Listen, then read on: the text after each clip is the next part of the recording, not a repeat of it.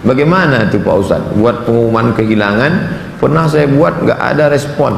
Sekarang di kamar saya ada 2 jam orang tertinggal. Misalnya saya mau pakai, gimana hukumnya Pak Ustaz? Ini namanya luqatah. Luqatah, barang temuan itu menjadi milik engkau wahai adinda kalau sudah setahun tak ada pemiliknya. Setahun tak ada pemiliknya, catat tanggalnya. Setahun tak ada pemiliknya, maka punya engkau. Berdoalah, pokoknya selama setahun itu berdoa supaya tak datang pemilik. Kalau dalam setahun itu ada pemiliknya, apa boleh buat, belum rezeki. Mudah-mudahan ada yang kehilangan lagi. Kenapa sebagian orang tak mau baca Sayyidina dalam salawat Nabi? Apa alasannya? Alasannya karena katanya menambah-nambah. Allahumma salli ala Sayyidina. Yang tambah-tambah. Nabi tak pernah menyebut. Nabi sendiri menyebut. Ana Sayyidu waladi Adam. Hadis sahih. Ana Sayyidu waladi Adam. Aku pemimpin anak cucu Adam. Maka saya pun menyebut Allahumma salli ala Sayyidina Muhammad. Allahumma salli wa sallim alaih. Tapi saya tak ekstrim. Yang mau pakai Sayyidina silakan. Yang tak mau pakai Sayyidina tak apa-apa. Tapi saya pakai Sayyidina jangan salahkan. Dalam solat tak membaca bismillah dalam baca al-fatihah, apa solatnya sah? Tentang baca basmalah dalam fatihah hukumnya 3. Mazhab Syafi'i pakai bismillah jahar. Bismillahirrahmanirrahim. Syafi'i. Kalau Hanafi sama Hambali, alhamdulillahi rabbil alamin arrahmanirrahim. Itu Hanafi sama Hambali. Kalau Maliki tak pakai bismillah sama sekali. Allahu akbar. Alhamdulillahi rabbil alamin. Itu Maliki. Tak ada yang salah. Yang jadi salah di mana? Ketika masjid itu bermazhab Syafi'i, ente masuk petantang petenteng pakai bismillah. Di situ letak kesalahannya. Makanya ketika Syekh Abdul Rahman Sudes, Imam Masjidil Haram ke Istiqlal, dia pakai bismillah. Terkejut-kejut orang Jakarta. Pakai bismillah dia. Dia tahu, Dr. Abdul Rahman Sudes dari Ummul Qura. Sebutkan, jelaskan ciri-ciri Khawarij. Apakah membid'ahkan amaliyah orang lain merasa diri paling benar merupakan ciri-ciri Khawarij? Yang memancing saya ngajak-ngajak mau mengkhawarijkan Salafi. Nanti setelah saya khawarijkan Salafi, direkam, diupload, habis itu habislah saya diserang Salafi. Baca aja lah buku saya itu baik-baik. Capek saya dah kelai-kelai itu. Apakah Hajar Aswad sudah ada sejak Nabi Ibrahim? Hajar Aswad itu adalah salah satu barang pernak-pernik surga yang ada di bumi. Hadisnya sahih bahwa batu Hajar Aswad itu dulu putih, lalu karena banyak dipegang orang berdosa maka berubah menjadi hitam. Itu bukan pendapat ulama, hadisnya sahih tentang Hajar Aswad. Dibawa Nabi Adam rindu dengan surga, maka diturunkan Allah. Jadi bukan Adam. Ada pula saya dengar orang ceramah, waktu Nabi Adam mau turun ke surga, dia ada mau bawa, diambilnya batu, dikepitnya di ketiaknya. Bukan begitu. Adam sudah turun lalu rindu ke surga, dibawa Jibril. Kata Jibril, ini oleh-oleh dari surga. Itulah Hajar Aswad. Aslinya putih, tapi karena dipegang oleh orang-orang berdosa, menempel dosanya itu di batu itu menjadi hitam. Bukan yang bulat itu Hajar Aswad.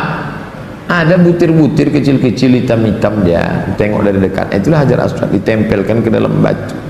Baru dibalut dengan cangkang yang terbuat dari besi. Nah, itu yang dicium. Batu kecil-kecil dalam. Yang besar itu batu biasa, ditempelkan ke dalam batu biasa. Hajar Aswad namanya. Kalau istri tadi putih kemerahan, panggil dia Humaira. Kalau hitam ya Hajar Aswad. Jangan marah deh. Umur saya 24 tahun. Sekarang saya sudah kerja di perusahaan A. Saya baru diterima di perusahaan B yang merupakan pekerjaan impian saya. Tapi jika saya mengambil pekerjaan di perusahaan B, saya tak boleh menikah selama setahun. Sedangkan calon saya tak mau menunggu karena orang tuanya sudah tak bisa menunggu. Menurut Ustadz gimana itu? karena di satu sisi saya ingin bekerja di perusahaan B karena gajinya lebih besar dan itu pekerjaan impian saya, tapi penempatannya di luar kota. Jika jadi menikah kami bakal LDR. Tolong Pak Ustaz, ini tak ada masalah fikih, ini masalah perasaan. Saya hanya bisa menjawab masalah-masalah fikih, adapun masalah perasaan,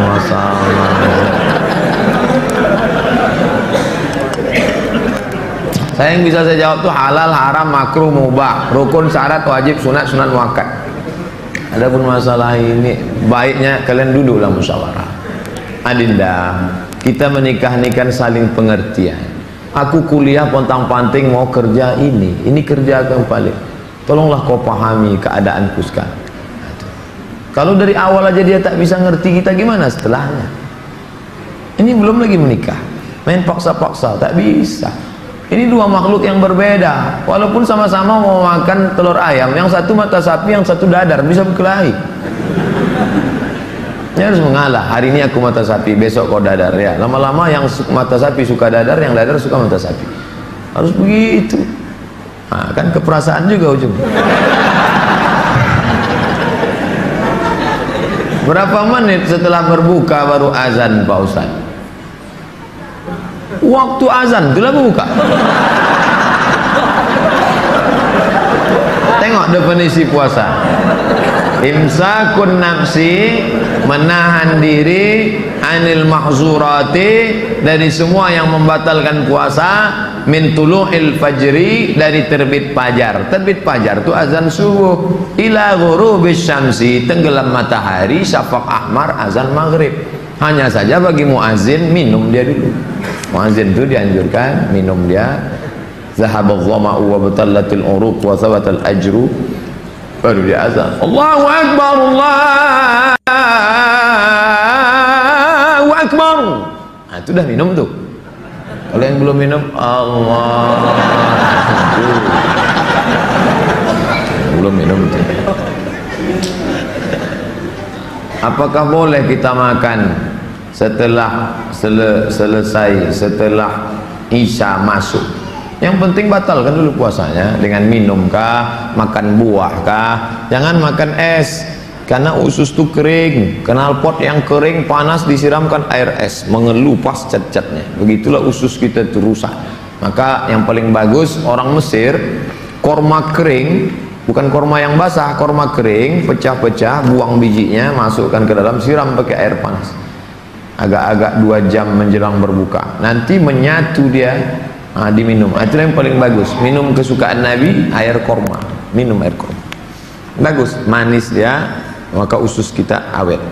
Apakah batal puasa mencicipi gulai untuk merasakan garamnya? Mazhab Hambali mengatakan tak batal, karena dia tak masuk ke rongga, tak masuk ke dalam, hanya di ujung lidah. Di ujung lidah ini ada perasa. Ini teteskan ini, maka tak batal, karena tak masuk. Habis dirasanya gini, habis itu didudahkannya boleh. Tak masuk ke sini, tak masuk. Mazhab Hambali. Tapi saya tak mengamalkan. Saya tidak mengamalkan. Ini saya jawab, mana tahu nanti ada ustadz. Saya bilang tak boleh. Tiba-tiba ada ustadz mengatakan, oh tak tahu Ustadz Somad. Saya tahu, tapi saya tak amalkan. Kenapa? Membuka pintu celah. Saya tak menyalahkan Imam Hambali. Orang sekarang imannya tak macam Hambali. Asik mencicip aja dari pagi. Cicip. Ustadz, gimana cara menghafal Quran? Kami dulu aturan di Al-Azhar tidak pakai SKS, kuliah tak SKS, setahun dipaket 14 mata kuliah, 2 juz Al-Quran, tidak pakai SKS, tahun 1, tahun 2, tahun 3, tahun 4, 14, 2 juz. Jadi cara kami sebelum subuh dihafal dulu, satu halaman, sebelum subuh hafal 1 halaman. Nanti ke masjid qobliyah subuh baru diulang waktu baca tahiyatul masjid, itu dibaca. Maka lama sholatnya karena mengulang, setengah, 1 rakaat setengah diulang. Tahiyatul masjid, qobliyah subuh, duha, qobliyah zuhur, ba'diyah zuhur, dalam sholat zuhur, qobliyah asar. Nanti asar distorkan ke syekh. Biasanya di tiang-tiang saya nunggu ngapal. Tapi yang mau menghafal ngantri panjang, nyetorkan hafalan. Tradisi itu tak ada di Pekanbaru. Kalau di Mesir menyetorkan hafalan ngantri menjelang asar sampai maghrib, menyetorkan hafalan setengah juz. 1 hari 2 hari, jadi 20 hari hafal 1 juz, 20 hari. Nah, baru waktu yang lain dipakai untuk menghafal. Ujian tak boleh bawa buku, masuk ke dalam hanya pena saja, bawa kertas tak boleh. Kalau ketahuan mencontek, ditangkap, bisa dicabut, deportasi. Jadi kalau sudah deportasi, putus beasiswa, pulang tak dapat tiket, diusir dari asrama, malu. Karena dulu sebelum berangkat udah kenduri motong kambing. Jadi tekanannya tinggi. Jadi ketika saya pulang, saya terapkan sistem itu, tak boleh nyontek. Semuanya menyontek. Akhirnya saya berpikir, saya gimana supaya saya buat 10 soal. Buat 10 soal, bagi. Boleh nyontek Pak? Silakan. Oh, kok lain soalnya? Aku tahu dia. Saya masih muda Ustadz, ya, kelihatan dari tulisannya. Saya menyukai seorang akhwat. Alhamdulillah. Sempat antum suka ikhwan? Masuk antum yang 144 di. Apa yang harus saya lakukan Pak Ustadz? Kalau untuk meminang sekarang saya tak bisa karena masa kuliah. Saya nggak mau pacaran, tapi saya takut nanti akhwat yang saya suka ini diambil orang. Apa yang harus saya lakukan Pak Ustadz? Antum datang ke orang tuanya, Pak, saya mau minang anak bapaknya. Kapan kau nikah? Ya setelah selesai kuliah lah. Semester berapa sekarang? Baru daftar Pak.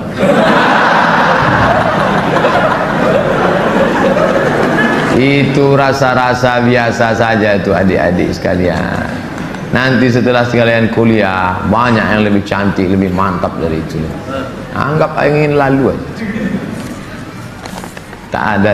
Nanti setelah kalian selesai, banyak yang lebih hebat lagi daripada itu. Maka tundukkan pandangan. Yang gadis-gadis bagus pakai cadar supaya tak nampak laki-laki wajah. Ustadz di mana di Pekanbaru ini tempat belajar tahsin ngaji? Ustadz Hardi LC. Datang ke Tafakuh. Banyak kajian. Jamnya ada. Datang ke kantor Tafakuh depan gedung guru. Dari sini sebelum Purna MTQ, gedung guru sebelah kanan ada perkantoran Sudirman. Di depannya ada karaoke Rosa. Tapi jangan antum masuk ke situ. Kanan karaoke, yang kirinya Tafakuh Dr. Mustafa Omar. Tanya, ada Ustadz Hardi? Nah, daftar tahsin dengan Ustadz Hardi. Ustadz, Nabi Muhammad tak pernah cukup puasa sebulan pada bulan Sya'ban. Bagaimana kalau puasa bulan Rajab? Tak pernah, tidak pernah cukup puasa. Pernah Nabi. Bulan Sya'ban pernah Nabi sebulan. Karena Rasulullah SAW yasumu Sya'ban kullah. Kata ulama makna kullahu, pernah dia sebulan, tapi tidak tiap tahun. Pernah, tapi tidak tiap tahun. Bagaimana dengan Rajab? Rajab bagus. Mana dalil puasa Rajab? Wa minal hurumi fasum, berpuasalah engkau di bulan-bulan haram. Bulan haram itu Zulqa'dah, Zulhijjah, Muharram, Rajab. Dalilnya umum. Ustadz, gimana biar istiqomah sholat di masjid? Begitu sedengar azan langsung bangkit. Karena waktu azan berkumandang setan lari tunggang langgang. Wa alaiha duratun, sampai terkentut-kentut. Begitu terdengar azan, Allahu Akbar, Allahu Akbar, bangkit langsung berangkat. Jangan antum santai nanti aja lah menunggu iqamat. Oh enggak, langsung berangkat, langsung ke masjid. Intizarus shalah ba'da shalah, menunggu sholat. Paksa-paksakan sampai dia mendarah daging, sehingga kalau tak sholat meleleh air mata antum. Itu baru terasa manisnya sholat jamaah. Apa saja penyebab rezeki dihambat Ustadz? Kami sudah kerja potong panting tapi hasilnya selalu kurang, malah hutang tambah banyak. Banyak berdoa kata Nabi pada orang yang dililit utang, Allahumma inni a'udzubika minal hammi wal hazan wal ajzi wal kasal wal jubni wal bukhul wa dhala'id daini wa ghalabatir rijal. Berusaha.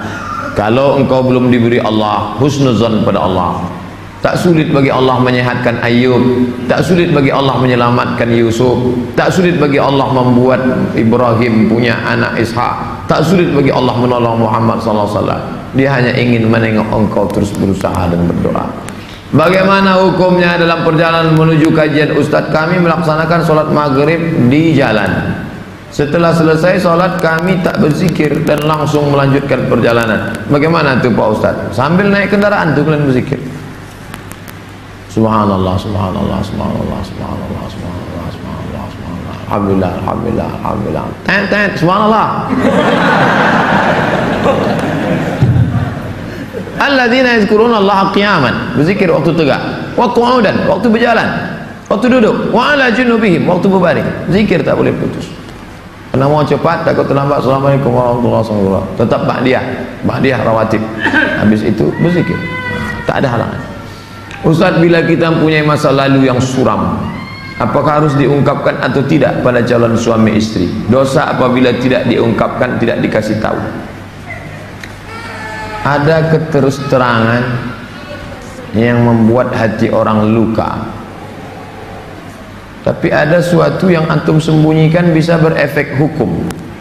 Inishtarata thaiban, inishtarata bikran, kata Imam Ibn Taymiyah dalam kitab Majmu' Fatawa, dikutip oleh Imam Sayyid Sabiq dalam Fikih Sunnah.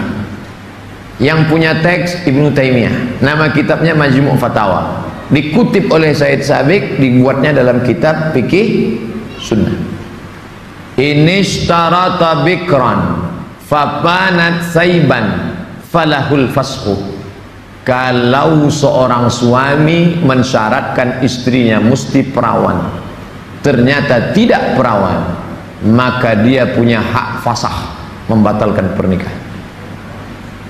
Jadi kalau sekedar antum dulu pernah nonton karaoke, tak perlu antum ceritakan. Ditanyanya, kau solihah? Insya Allah bang. Masa lalumu, siapa yang tak pernah punya masa lalu? Emangnya kau suci? Tapi kalau sudah masalah implikasi hukum, antum mesti terus terang. Karena kalau antum bohong, maka dia punya hak fasakh. Nah, ini hati-hati. Setelah itu cerita, tapi bahaya juga nih kalau cerita dia tak jadi, tak mau.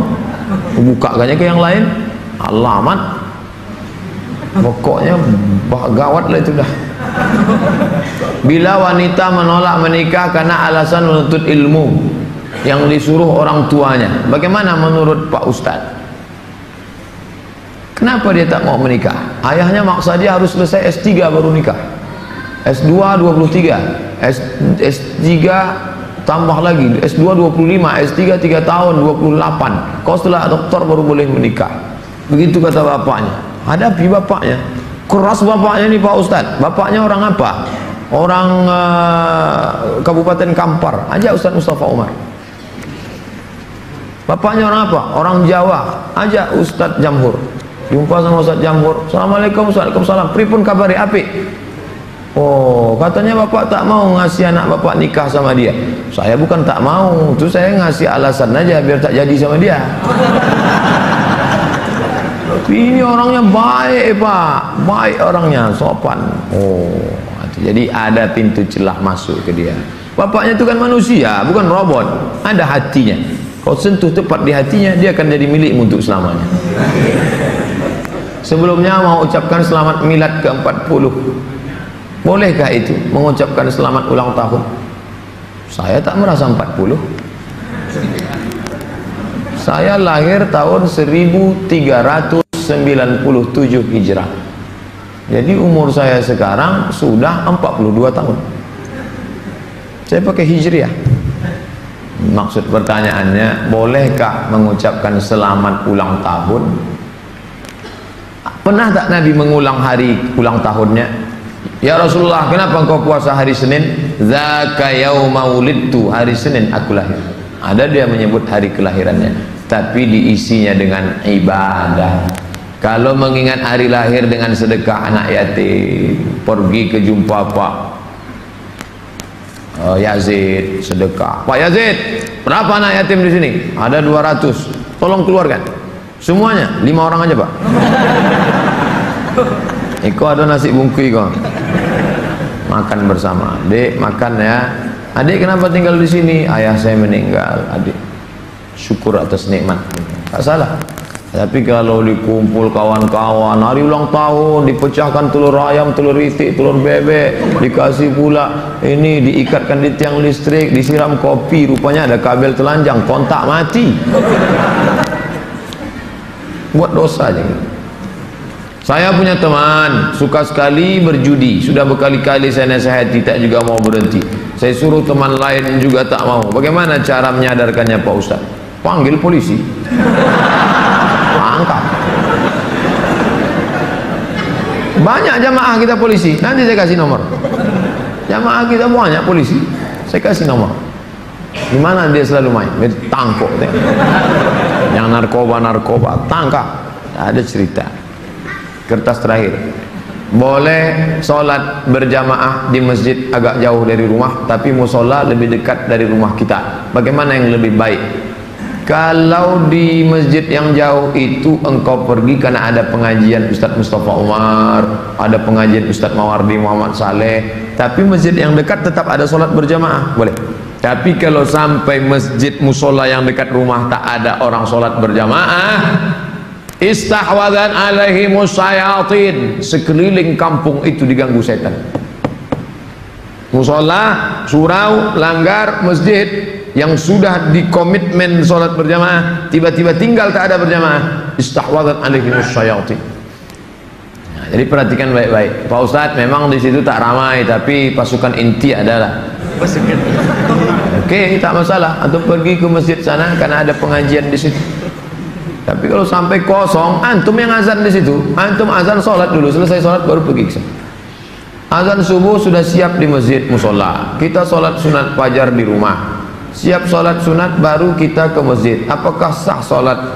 Apakah sholat sunat kita itu sholat sunat di rumah? Rumahnya dekat, tapi kalau rumahnya jauh, sholatnya di masjid. Nabi sholatnya kan di rumah. Nabi itu jarak dia 22 meter dari mimbar Nabi ke dinding kamar Nabi, 22 meter. Kita berapa kali belok? Terakhir, apa boleh sholat tarawih di masjid jauh dari rumah kita, sedangkan masjid musola ada dekat? Sama jawaban macam tadi. Ala hazihin niyah. Al-Fatihah. A'udzubillahi minasyaitonirrajim. Bismillahirrahmanirrahim. Alhamdulillahi rabbil alamin. Ar-Rahmanirrahim. Maliki yaumiddin. Iyyaka na'budu wa iyyaka nasta'in. Ihdinas siratal mustaqim. Siratal ladzina an'amta 'alaihim ghairil maghdubi 'alaihim waladdallin. Amin. A'udzu billahi minasyaitonir rajim. Bismillahirrahmanirrahim. Alhamdulillahi rabbil alamin. Wassalatu wassalamu ala asyrafil anbiya'i wal mursalin wa ala alihi wa sahbihi ajma'in. La tada' lana fi maqamina hadha wa fi sa'atina hadhihi dhanban illa ghafartah, wa la hamman illa farajtah, wa la daynan illa qadaitah, wa la daynan illa qadaitah. Segala hutang kami bantu kami melunasinya ya Allah. Wa la mumtahinan illa najahta. Saudara kami yang sedang ujian pekerjaan, ujian masuk perguruan tinggi, luluskan ya Allah. Wa la aziban illa zawwajta, yang akan menikah mudahkan urusan pernikahannya ya Allah. Wala maridan illa syafaitah, yang kau uji dengan penyakit sembuhkan, sehat dari penyakitnya ya Allah. Wala mayitan illa rahimtah, yang meninggal dunia curahkan rahmat dan kasih sayangmu pada mereka ya Allah. Allahumma khtim lana bi husnil khatimah wa la taqtim alaina bi su'il khatimah. Allahumma ja'al akhir kalamina 'inda intihai ajalina, jadikanlah akhir kalam kami ketika ajal kami sampai, qaula la ilaha illallah. Rabbana atina fid dunya hasanatan wa fil akhirati hasanatan wa qina adzabannar. Sallallahu ala sayyidina Muhammadin wa ala alihi wa sahbihi wasallam. Walhamdulillahi rabbil alamin. Taqabbalallahu minkum minna wa minkum taqabbal ya karim. Saya ucapkan selamat menunaikan ibadah Ramadan 1438. Mohon maaf zahir dan batin. Taqabbalallahu minkum taqabbal ya karim. Marhaban ya Ramadan. Wassalamualaikum warahmatullahi wabarakatuh.